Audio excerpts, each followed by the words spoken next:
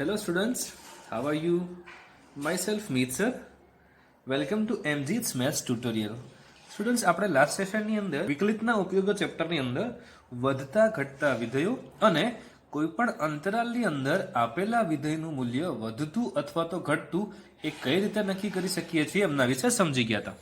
Students આપણે એ બે અલગ અલગ રીતનો ઉપયોગ ત્યાં આગળ કર્યો હતો. પહેલી રીત કે આપણે ભૌમિતિક રીતે એટલે કે આપણે આલેખની મદદથી આપણે કહી શકીએ છીએ કે આપેલું વિધેય છે એ ક્યાં આગળ વધતું છે અને ક્યાં આગળ ઘટતું છે તે. બીજી રીત જેમાં આપણે એમનું પ્રથમ વખત વિકલિત શોધીએ અને આ વિકલિતનો આન્સર જો ગ્રેટર ધેન 0 આવે તો આપણે એવું કહેતા હતા કે આ વિધેય વધતું વિધેય છે. આમનો આન્સર જો લેસ ધેન 0 આવે તો આપણે એવું કહેતા હતા કે આપેલું વિધેય છે એ ઘટતું વિધેય છે. Right students? તો આજે આપણે એવા જ કંઈક ઇન્ટરેસ્ટિંગ ટોપિક ઉપર ભણવા જઈએ છીએ જેમનું નામ છે નતિ બિંદુ, જેને અંગ્રેજીમાં કહેવાય છે point of inflection. Students very most important concept છે, ધ્યાનથી સમજજો. ચાલો શરૂ કરીએ. કોઈ સતત વિધેય f of x માટે f double dash x0 is equal to 0 એટલે કે આ વિધેયનું બિંદુ x0 પાસે દ્વિતીય વિકલિત 0 હોય અથવા f ડબલ ડેશ x0 એટલે કે એમનું x0 પાસે દ્વિતીય વિકલિત વ્યાખ્યાયિત ન હોય તથા વિધેય f ડેશ x0 વ્યાખ્યાયિત હોય એટલે કે એ જ વિધેયનું બિંદુ f0 પાસે એમનું પ્રથમ વિકલિત વ્યાખ્યાયિત હોય અને f ડબલ ડેશ x નું ચિહ્ન x is equal two x0 પાસે બદલાય તો બિંદુ x0 પાસે નતિ બિંદુ કહેવાય.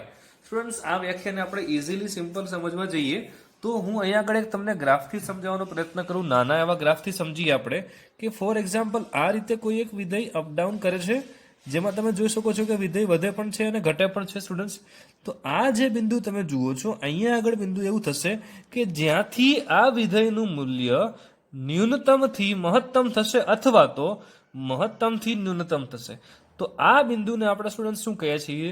નતિ બિંદુ.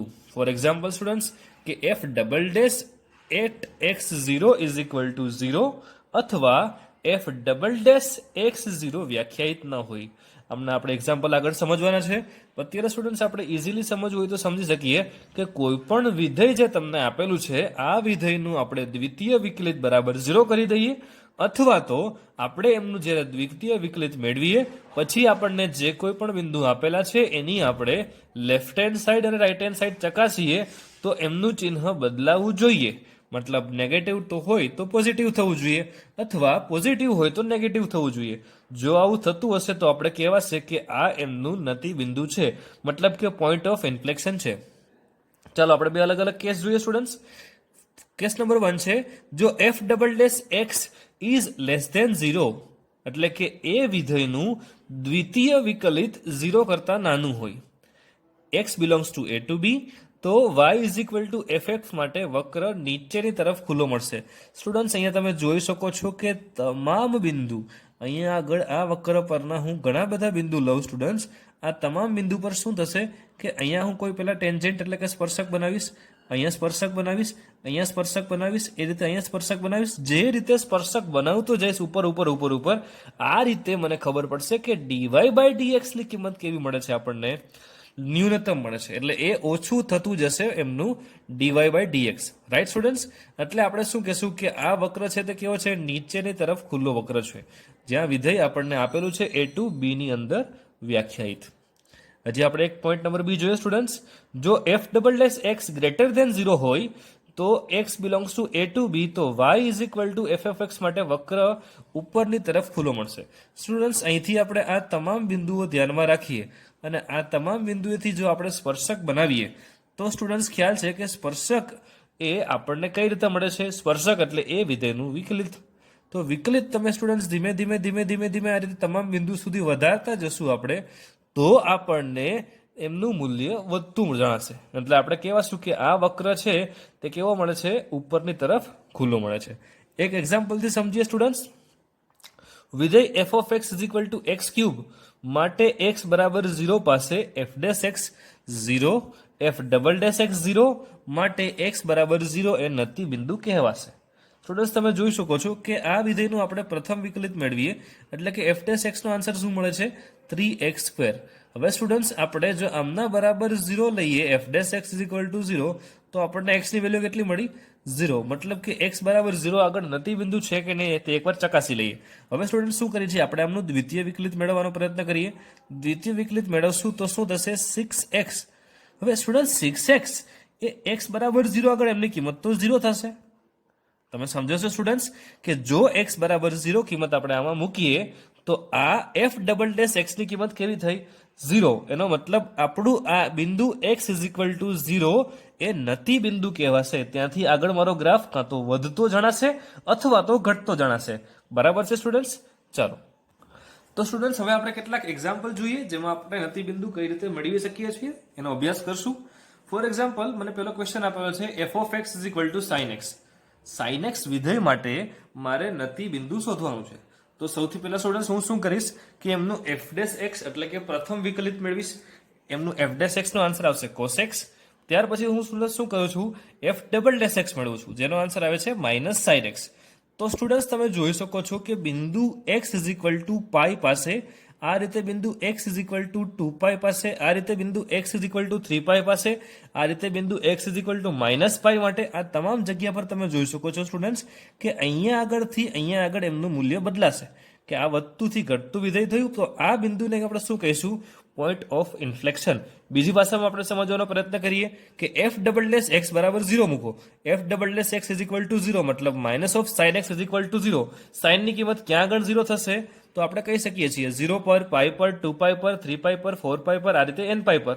તો મને આ નતી બિંદુના મૂલ્ય મળે છે x is equal two nπ. આ રીતે પણ તમે આન્સર લાવી શકો છો વિધાઉટ સોલ્વિંગ યોર ગ્રાફ. ચાલો આપણે સેકન્ડ જોઈએ question x is equal to f of x is equal two x raise to 1/3. Students હવે આપણે આમનું પ્રથમ વિકલિત મેળવશું f ડેશ x. તો એ આપણને મળે છે 1/3x રેસ ટુ 2/3. અહીં વિધેય f ઓફ x છે x બરાબર 0 આગળ વિકલનીય નથી. સ્ટુડન્ટ્સ આપણે જોઈ શકીએ છીએ કે જો આ f dash x is equal two આપણે 0 લઈ લઈએ તો આપણને x ના કિંમત 0 અહીંયા રાખી શકતા નથી. શા માટે સ્ટુડન્ટ્સ કે જો x ઇઝ ઇક્વલ ટુ 0 રાખશું તો આપેલું વિધેય એ વ્યાખ્યાયિત વિધેય નહીં ગણાશે. મતલબ કે x બરાબર 0 આગળ આપેલું વિધેય એ વિકલનીય નથી. એટલે આપણે કહી શકીએ છીએ કે બિંદુ x પાસે આમનો આલેખ કંઈક આ પ્રકારે મળે છે. એટલે નતી બિંદુ શું થશે x ઇઝ ઇક્વલ ટુ 0 એ નતી બિંદુ થશે. Very most important concept of this chapter students, મહત્તમ અને ન્યૂનતમ મૂલ્ય. ચાલો આપણે એમને ગ્રાફથી પણ સમજીશું અને બીજી રીતે પણ સમજીએ વ્યાખ્યાની મદદથી. ચાલો જોઈએ. સૌથી પહેલું છે મહત્તમ મૂલ્ય. વિધેય f ઓફ x એ બિંદુ a પાસે મહત્તમ કિંમત અથવા તો મૂલ્ય ત્યારે આપશે જ્યારે સ્ટુડન્ટ્સ તમે જોવો છો કે અહીંયા આગળ બિંદુ a છે, આ અંતરને a થી જમણી બાજુ છે એટલે આમને a પ્લસ h, અને આ અંતર a થી ડાબી બાજુએ છે એટલે આમને a માઇનસ h આવા નામથી હું આપું છું. એટલે કે students f of a is greater than f of a plus h. તમે જોઈ શકો છો સ્ટુડન્ટ્સ કે અહીંયા બિંદુ a પાસે જે કિંમત મળે છે તે a પ્લસ ah પાસે મળતી કિંમત કરતાં વધુ છે. આ જ રીતે students f of a is greater than f of a minus h. એટલે કે f of a minus h એટલે કે અહીંયા આગળ મળતી કિંમત એ f ઓફ a આગળ મળતી કિંમત કરતાં પણ ઓછી છે. એટલે આપણે કહી શકીએ છીએ સ્ટુડન્ટ્સ કે આથી આ તમામ બિંદુ સુધીમાં આપણને જે મહત્તમ કિંમત મળે છે એ બિંદુ x is equal two a પાસે મળે છે. તો આપણે કહી શકશું સ્ટુડન્ટ્સ કે જો આપણે x is equal two a ને કિંમત ઇનપુટ તરીકે લઈએ ત્યારે મને આન્સર જે આવશે એ મહત્તમ મૂલ્ય આપશે. Right students? ચાલો તો હવે સેકન્ડ પોઈન્ટ જોઈએ ન્યૂનતમ મૂલ્ય. જો વિધેય f ઓફ x એ કોઈ બિંદુ b પાસે ન્યૂનતમ કિંમત અથવા તો મૂલ્ય ત્યારે આપશે જ્યારે f of b is less than f of b plus h. એટલે કે અહીંયા આગળ b પ્લસ h કરતાં પણ થોડું નાનું મૂલ્ય મને f ઓફ b પાસે મળે છે. આ જ રીતે students f of b is less than f of b minus h. એટલે કે સ્ટુડન્ટ્સ અહીંયા આગળ b માઇનસ h કરતાં પણ મને અહીંયા નાનું કિંમત b પાસે મળે છે. એટલે આપણે કહી શકીએ કે આ તમામ અંતરાલની અંદર મને સૌથી નાનામાં નાની એટલે કે સૌથી ન્યૂનતમ કિંમત ક્યાં મળે છે કે જ્યારે હું x is equal two b input તરીકે લઈશ ત્યારે. Is it clear students? તો સ્ટુડન્ટ્સ હવે આપણે જોવા છીએ સ્થાનીય મહત્તમ અને સ્થાનીય ન્યૂનતમ. સ્ટુડન્ટ્સ આ કન્સેપ્ટને આપણે પ્રથમ વિકલિત કસોટી અને દ્વિતીય વિકલિત કસોટી આ અલગ અલગ મેથડથી સમજવાનો પ્રયત્ન કરશું. પ્રથમ વિકલિત કસોટીની અંદર સ્ટુડન્ટ્સ આપણે એક વખત વિકલિત કરી અને એમનો આન્સર લાવી શકીએ છીએ. દ્વિતીય વિકલિત કસોટીની અંદર આપણે એ વિધેયનું 2 વખત વિકલન કરવાનું હોય છે. તો ચાલો સ્ટુડન્ટ્સ આપણે બંને મેથડથી સમજીએ કે કઈ રીતે આપણે કોઈ પણ વિધેયનું સ્થાનીય મહત્તમ અથવા તો સ્થાનીય ન્યૂનતમ મૂલ્ય મેળવી શકીએ છીએ. ચાલો સૌથી પહેલા આવે છે પ્રથમ વિકલિત કસોટી. વિધેય f of x A x a આગળ વિકલનીય હોય તો મારી પાસે સ્ટુડન્ટ્સ અહીંયા તમે ગ્રાફમાં જોઈ શકો છો કે એ 2 અલગ અલગ બિંદુ છે કે જ્યાં આગળ મને વિધેય એ વધતું કે તો ઘટતું આવું હું કહી શકું છું. સ્ટુડન્ટ્સ અહીંયા તમે જોવા જઈએ તો એટ x a એટલે કે x બરાબર a પાસે મને મહત્તમ કિંમત મળે છે, એ જ રીતે x બરાબર b પાસે મને ન્યૂનતમ કિંમત મળે છે. સ્ટુડન્ટ્સ ચાલો સમજીએ. સૌથી પહેલા અહીંયા આગળ બિંદુ a છે, એ આગળ આપેલ વિધેયની મહત્તમ કિંમત મળે. કેના કરતા મહત્તમ મળે છે? f of a plus h કરતા અને f of a minus h કરતા. ચાલો સ્ટુડન્ટ્સ આપણે સમજીએ. અહીં અંતરાલ a minus h થી a ની વચ્ચે માટે વિધેય fx એ વધતું એટલે કે મહત્તમ મૂલ્ય આપે છે જ્યારે dy by dx is greater than 0 અથવા તો f dash x is greater than 0. Students તમે જોઈ શકો છો હું માત્ર ને માત્ર a minus h થી એ અંતરાલની વાત કરું છું. સ્ટુડન્ટ્સ ગ્રાફને સમજવો ખૂબ જ જરૂરી છે. તમે જોઈ શકો છો સ્ટુડન્ટ્સ કે માત્ર ને માત્ર a minus h થી એનો ગ્રાફ કંઈક હું આ રીતે દોરી શકીશ, જેમાં અહીંયા આગળ બિંદુ આવશે a minus h અને અહીંયા આપણું કોઈ બિંદુ છે એ x is equal to a છે. Right students? હવે એમાં શું કહેવામાં આવેલું છે કે dy by dx greater than 0 મળે છે. મતલબ dy by dx નો મતલબ થયો આપણે એમનું જે પ્રથમ વિકલિત કરશું તે. સ્ટુડન્ટ્સ અહીંયા તમે જોઈ શકો છો વિકલન એટલે કશું જ નથી, એ વિકલન એટલે એમનો સ્પર્શક. સર એમનો સ્પર્શક એટલે શું થયો? એટલે એમનો ઢાળ. સ્ટુડન્ટ્સ તમને ખ્યાલ હશે જ્યારે વિકલન ચેપ્ટર તમે જોયું હશે ત્યારે આ વાતનો અભ્યાસ કરી લીધો હશે કે dy by dx is equal to આપણે એમનું શું શોધીએ છીએ? એનો ઢાળ જ શોધીએ છીએ. તો તમને ખબર છે સર ઢાળ એટલે તો શું થશે? એમ. અને તમને એ પણ ખબર છે ઢાળ એટલે તો શું થાય? tan theta. આ બધા રિલેશન વિશે તમે જાણો છો. તો સ્ટુડન્ટ્સ અહીંયા જો આપણે tan થીટાની વેલ્યુ લઈએ, મતલબ કે અહીંયા એનો ઢાળ આપણે જોવા જઈએ તો ઢાળ એ એટલે કે તમારો ખૂણો એ 90 કરતાં નાનો છે. મતલબ કે અહીંયા તમારો ઢાળ કેવો બને છે? પોઝિટિવ મળે છે. એટલે આપણે સ્ટુડન્ટ્સ કહી શકીએ છીએ કે dy by dx is greater than 0. Students આ કન્સેપ્ટને સમજવાનો પ્રયત્ન કરજો. કન્સેપ્ટ સમજણ પડી ગઈ તો કોઈ પણ દાખલાની અંદર તમને પ્રોબ્લેમ નહીં આવે. તમે જાતે જ એમનો રફ સ્કેચ દોરી અને આપણે જાતે જ એમનો આન્સર લાવી શકીએ છીએ. ત્યાર પછી જોઈએ સ્ટુડન્ટ્સ અંતરાલ a થી a plus h માટે. એટલે કે હવે સ્ટુડન્ટ્સ આપણે આટલા અંતરાલની વાત કરવાની છે. વિધેય f of x નું મૂલ્ય ન્યૂનતમ મળે છે જ્યારે dy by dx less than 0 અથવા તો f dash x less than 0 હોય ત્યારે. સ્ટુડન્ટ્સ હવે આપણે આમનો ગ્રાફ ડ્રો કરીએ. f of a થી અહીંયા આવે છે a plus h. તમે જોઈ શકો છો સ્ટુડન્ટ્સ અહીંયા કોઈ પણ બિંદુએ જો હું સ્પર્શક બનાવીશ તો આ તમામ સ્પર્શકો જે બને છે એમાં મને ખૂણો 90 કરતાં મોટો મળે છે. તમે જોઈ શકો છો સ્ટુડન્ટ્સ અહીંયા આગળ બનતો ખૂણો કેવો છે? 90 કરતાં વધારે. તો 90 કરતાં વધારે હશે તો એમનો ઢાળ કેવો મળશે? આપને નેગેટિવ મળશે. સ્ટુડન્ટ્સ હજુ બી એક વખત કહું છું, આ વાતનું ધ્યાન રાખવું જરૂરી છે કે અહીંયા આગળ મને વિધેય વધતું ક્યારે મળે છે એટલે કે એમની સ્થાનીય મહત્તમ મૂલ્ય ક્યારે મળે છે કે જ્યારે dy by dx greater than 0 હશે ત્યારે. જ્યારે dy by dx greater than 0 હશે ત્યારે.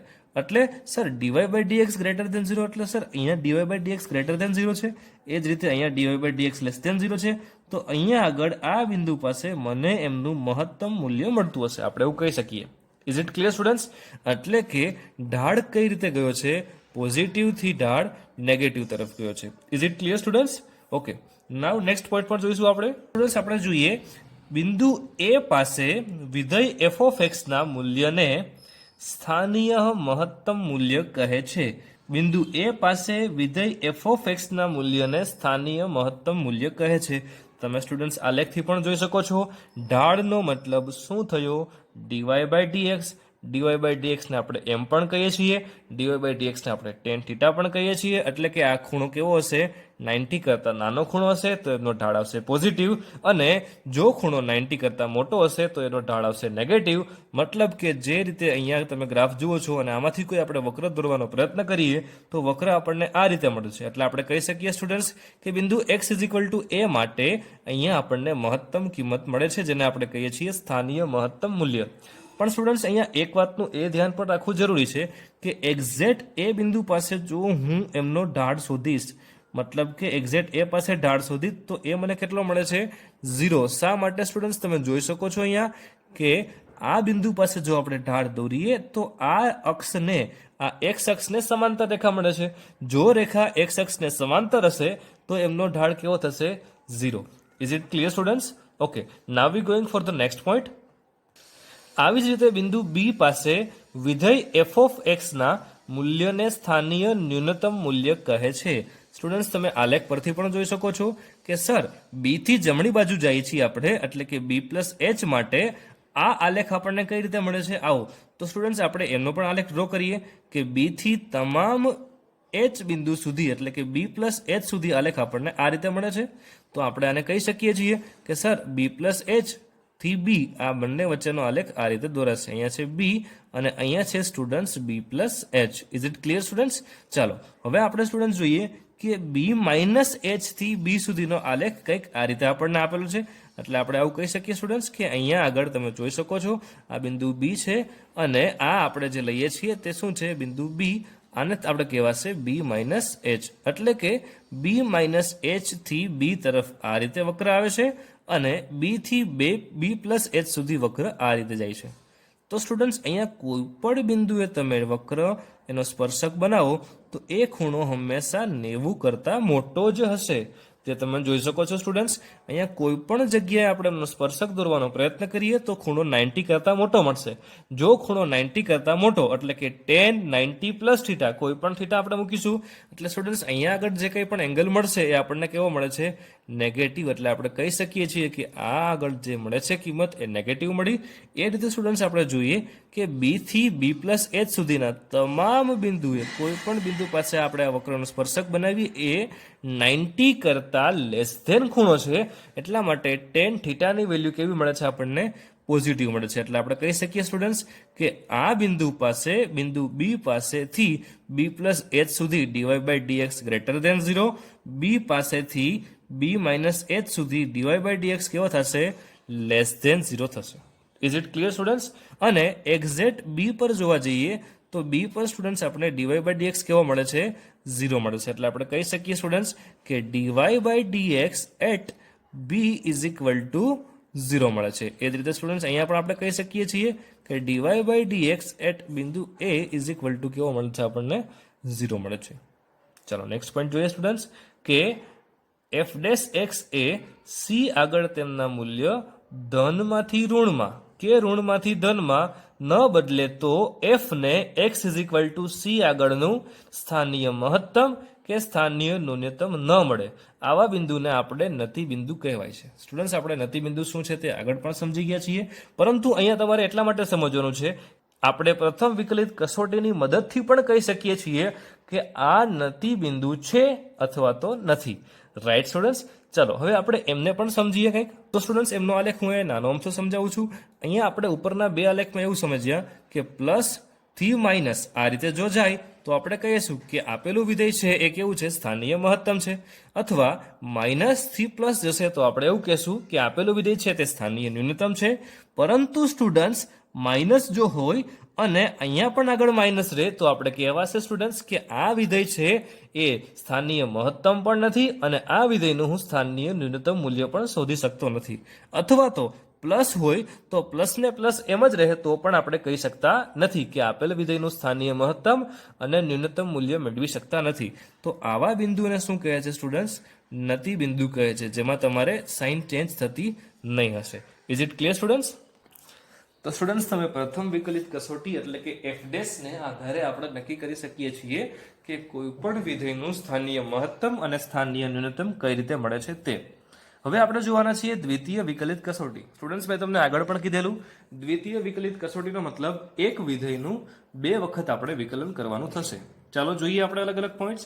ધારો કે વિધેય એફ ઓફ એક્સ એ અંતરાલ I પર વ્યાખ્યાયિત છે તથા એ બિંદુ એ કોઈ પણ વાસ્તવિક સંખ્યાનો ગણ છે તથા એ બિલોંગ્સ ટુ I. ધારો કે F double dash of A નું અસ્તિત્વ છે. માની લો કે આપણે કોઈ પણ વિધેયનું વિકલિત કર્યું એક વખત એટલે આપણને એફ ડેશ એક્સ મળ્યું. હવે આ જ વિધેયનું આપણે દ્વિતીય વખત વિકલન કરશું એટલે આપણને એફ ડબલ ડેશ એક્સ મળશે અને આપણને બિંદુ એ પાસે કીધું છે તો એ પાસે એમની કિંમત મૂકશું તો એની કિંમત વ્યાખ્યાયિત થવી જોઈએ. તો અને માત્ર તો જ, એટલે કે ત્યાં આગળ એ અસ્તિત્વ ધરાવતું હોય તો. પોઈન્ટ નંબર એ છે, જો એફ ડબલ ડેશ એ લેસ ધેન 0 હશે તથા F dash A is equal to 0 તો એક્સ બરાબર એ આગળ એફ એક્સ નું સ્થાનીય મહત્તમ મૂલ્ય મળે છે. મતલબ સ્ટુડન્ટ્સ, તમારે શું કરવાનું છે, એક તમારે અલ્ગોરિધમ યાદ રાખવાનું છે. આ અલ્ગોરિધમ શું છે તે સમજી લઈએ. તમારે સ્ટુડન્ટ શું કરવાનું છે કે તમને જે કોઈ પણ વિધેય આપેલું છે સૌથી પહેલા તો તમે એનું પ્રથમ વિકલિત ફાઇન્ડ કરશો. એટલે કે તમે શું કરશો સ્ટુડન્ટ્સ કે એફ ડેશ એક્સ મેળવશો. હવે સ્ટુડન્ટ્સ, તમારે શું કરવાનું છે, એમનું દ્વિતીય વિકલિત મેળવવાનું છે. શું મેળવવાનું છે? દ્વિતીય વિકલિત, એટલે કે એફ ડબલ ડેશ એક્સ. પછી આપણને જે કંઈ પણ બિંદુ પાસેનું સ્થાનીય મહત્તમ અથવા તો સ્થાનીય ન્યૂનતમ જોઈએ છે એ બિંદુની કિંમત મૂકવાની. સર, તમને એમ થશે કે આપણે કઈ રીતે કિંમત શોધીશું? તો સ્ટુડન્ટ્સ, આપણને જે કોઈ પણ એફ ડેશ એક્સ મળ્યા એના બરાબર 0 કરી દેશું. એટલે આપણને એક્સ ની અલગ અલગ કિંમત મળે છે. For example, x is equal two તમને 1 મળે છે, એક્સ ઇઝ ઇક્વલ ટુ તમને 0 મળે છે. આ રીતે તમને અલગ અલગ કિંમત મળશે એક્સની. હવે સ્ટુડન્ટ્સ, આ બિંદુ 1 માટે આપણે આ એક્સ ઇઝ ઇક્વલ ટુ 1 ની કિંમતને એફ ડબલ ડેશ 1 આ રીતે મૂકીશું. આ જ રીતે એક્સ બરાબર જો તમને 0 મળેલા હશે તો એફ ડબલ ડેશ 0 એની કિંમત શોધીશું. સ્ટુડન્ટ્સ, જો આ બંને કિંમત લેસ ધેન મળે છે તો આપણે એવું કહી શકીએ છીએ કે આપેલું વિધેય એ સ્થાનીય મહત્તમ મૂલ્ય ધરાવે છે અને એફ ઓફ એ એફ નું સ્થાનીય મહત્તમ મૂલ્ય છે. રાઈટ? એ રીતે સ્ટુડન્ટ્સ, બી પોઈન્ટ છે એફ ડબલ ડેશ એ ગ્રેટર ધેન 0 તથા F dash A is equal to 0. તો એક્સ ઇઝ ઇક્વલ ટુ એ આગળ એફ ઓફ એક્સ નું સ્થાનીય ન્યૂનતમ મૂલ્ય છે અને એફ ઓફ એ એફ નું સ્થાનીય ન્યૂનતમ મૂલ્ય છે. સ્ટુડન્ટ્સ, તમને સમજ પડી ગઈ હશે કે આપણે શું કરીએ છીએ. એઝ ઇટ ઇઝ સૌથી પહેલા આપણે F dash x is equal to 0 કરીશું એટલે તમને એક્સ ઇઝ ઇક્વલ ટુ કંઈ પણ કિંમત મળશે. ફોર એક્ઝામ્પલ, અહીંયા તમને મળે છે 2. તો હવે સ્ટુડન્ટ્સ, તમારે શું કરવાનું છે કે આ એક્સ ઇઝ ઇક્વલ ટુ 2 ની કિંમત એફ ડબલ ડેશ 2 આ રીતે મૂકશું આપણે. એફ ડબલ ડેશ 2 આ રીતે મુકાઈ ગઈ સ્ટુડન્ટ્સ.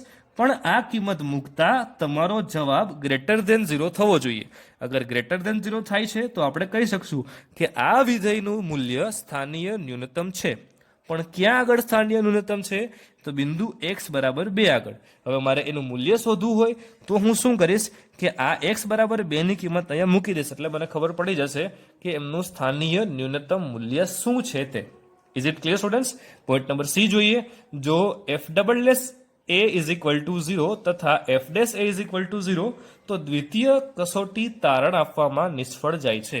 મતલબ કે સ્ટુડન્ટ્સ, આપણે ત્યાં આગળ જોઈ ગયા છીએ કે નતિ બિંદુ કઈ રીતે મેળવતા હતા. સૌથી પહેલા આપણે જોયું ત્યારે કે નતિ બિંદુ માટે આપણે F double dash x is equal to 0 થઈ જતું હતું. તો એ જ રીતે students, F double dash A is equal to 0 થયું એટલે આપણે કહી શકશું સ્ટુડન્ટ્સ કે F dash A is equal two પણ 0. તો દ્વિતીય કસોટી તારણ આપવામાં નિષ્ફળ જાય છે અને પ્રથમ કસોટીનો ઉપયોગ કરી ચકાસવામાં આવે છે. મતલબ કે તમારે એક જ વખત વિકલિત કરી અને આપણે કઈ રીતે મેળવતા હતા નતિ બિંદુ, જે અહીંયા ઉપર આપણે જોઈ ગયા છીએ કે એમની નિશાની પોઝિટિવ હોય તો પોઝિટિવ રહેતી હતી અથવા નેગેટિવ હોય તો નેગેટિવ એઝ ઇટ ઇઝ રહેતી હતી. Is it clear students? તો સ્ટુડન્ટ્સ, હવે આપણે જોઈશું સ્થાનીય મહત્તમ અને સ્થાનીય ન્યૂનતમ આધારિત એક્ઝામ્પલ. સ્ટુડન્ટ્સ, આપણને ખ્યાલ છે કે સ્થાનીય મહત્તમ અને સ્થાનીય ન્યૂનતમ આમને આધારે આપણે બે અલગ અલગ વિકલિત કસોટીનો અભ્યાસ કરી ગયા. મતલબ કે આમનો જે કોઈ પણ એક્ઝામ્પલ આપણે સોલ્વ કરશું એ આપણે બે અલગ અલગ મેથડથી કરી શકીએ છીએ. એ મેથડ 1 એટલે કે જો પ્રથમ વિકલિત કસોટી દ્વારા કરવો હોય તો પણ કરી શકાય અને મેથડ 2 એટલે કે જો આપણે દ્વિતીય વિકલિત કસોટીનો ઉપયોગ કરીએ અને સોલ્વ કરવાનો પ્રયત્ન કરીએ તો પણ કરી શકાય. Right students? ચાલો જોઈએ એક example. F of x is equal to sine x minus cos x જ્યાં x લેસ ધેન x જ્યાં 0 less than x less than 2π હોય તો વિધેયના સ્થાનીય મહત્તમ અને સ્થાનીય ન્યૂનતમ મૂલ્ય શોધો.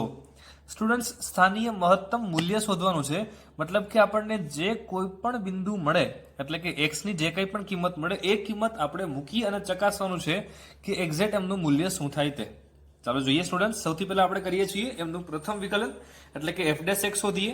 sin x minus cos x નું આપણે એક વખત વિકલન કરશું એટલે આપણને મળશે cos x plus sin x.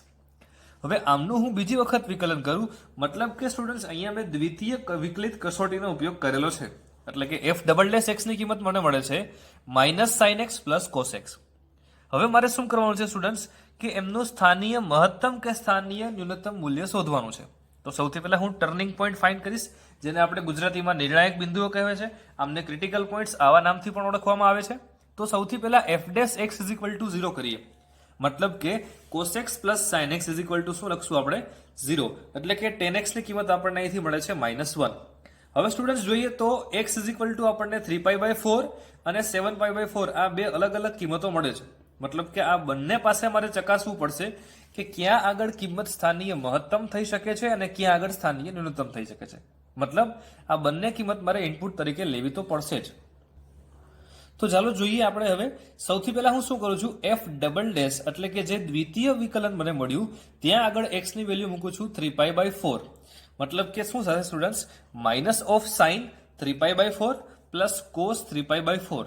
આમનો આન્સર આવશે -sin π/4 માઇનસ cos π/4, જેને લખાશે -1/√2 -1/√2, જે આપણે જોઈએ છીએ કે જે લેસ ધેન 0 થશે. સ્ટુડન્ટ્સ તમને યાદ હશે કે જો દ્વિતીય વિકલિત કસોટીનો ઉપયોગ કરતા હોય f'(x) એ લેસ ધેન 0 આવે, એનો મતલબ શું થયો કે બિંદુ 3π/4 પાસે આપેલ વિધેય એ સ્થાનીય મહત્તમ મૂલ્ય ધરાવશે. જે તમે જાણો છો સ્ટુડન્ટ્સ કે x બરાબર 3π/4 આગળ બિંદુ કેવું ધરાવે છે, સ્થાનીય મહત્તમ મૂલ્ય. હવે સ્ટુડન્ટ્સ તમારે એ વિધેયનું સ્થાનીય મહત્તમ મૂલ્ય શું હશે એ શોધવું હોય તો તમારે શું કરવાનું કે આપણને જે કોઈ પણ f(x) આપેલો છે આ f(x) ની જગ્યા પર તમારે મૂકી દેવાનું છે 3π/4. f(x) ની જગ્યાએ 3π/4 મૂકશું એટલે આપણને કિંમત શું મળશે સ્ટુડન્ટ્સ, √2. આ રીતે સ્ટુડન્ટ્સ હવે આપણે જોઈએ સેકન્ડ પોઈન્ટ, f'(x) પણ ક્યાં આગળ શોધવાનો છે આપણે 7π/4 પાસે. તો હવે હું શું કરું છું સ્ટુડન્ટ્સ કે જ્યાં બી મને x દેખાય ત્યાં હું લખીશ 7π/4. ક્યાં આગળ, f'(x) માં. f'(x) માં આમની કિંમત શોધીશ તો શું થશે, sin 7π/4 પ્લસ cos 7π/4. અહીંયા બને છે minus of sine 2π - π/4 plus cos 2π - π/4, જેને લખાશે 1/√2 પ્લસ 1/√2, જે ગ્રેટર ધેન 0 છે. એટલે આપણે કહી શકશું કે x બરાબર 7π/4 આગળ વિધેય f(x) એ સ્થાનીય ન્યૂનતમ મૂલ્ય ધરાવે છે. અને આ સ્થાનીય વિધેયનું ન્યૂનતમ મૂલ્ય શું થશે, √2, જે તમે સ્ટુડન્ટ્સ જોઈ શકો છો. સ્ટુડન્ટ્સ આમને આપણે એક ઇઝીલી ગ્રાફથી સમજવાનો પ્રયત્ન કરીએ કે મને બે બિંદુ મળે છે 3π/4 અને 7π/4. હવે 3π/4 પર શું થશે અને 7π/4 પર શું થાય, અહીંયા ફોર એક્ઝામ્પલ હું તમને બતાવું છું 3π/4, અહીંયા બતાવું છું 7π/4. તો એક્ઝેક્ટ 3π/4 બિંદુ એ શું બતાવે છે કે સ્થાનીય મહત્તમ મૂલ્ય ધરાવે છે. એટલે કે અહીંયા આગળ કંઈક ગ્રાફ મને આ રીતે મળતો હશે. આ રીતે સ્ટુડન્ટ્સ જોવા જઈએ તો 7π/4 આગળ એ વિધેય એ સ્થાનીય ન્યૂનતમ મૂલ્ય ધરાવે છે. મતલબ કે અહીંથી કંઈક ગ્રાફ છે એ આ રીતે નીચે જતો હશે. આ તમે સમજી શકો છો સ્ટુડન્ટ્સ. એટલા માટે દર્શાવી શકાય કે આ બિંદુએ મને સ્થાનીય મહત્તમ મૂલ્ય કેટલું, √2 જેટલું. એ રીતે સ્ટુડન્ટ્સ બિંદુ 7π/4 આગળ મને એમનું સ્થાનીય ન્યૂનતમ મૂલ્ય કેટલું મળે છે તો કે -√2 જેટલું.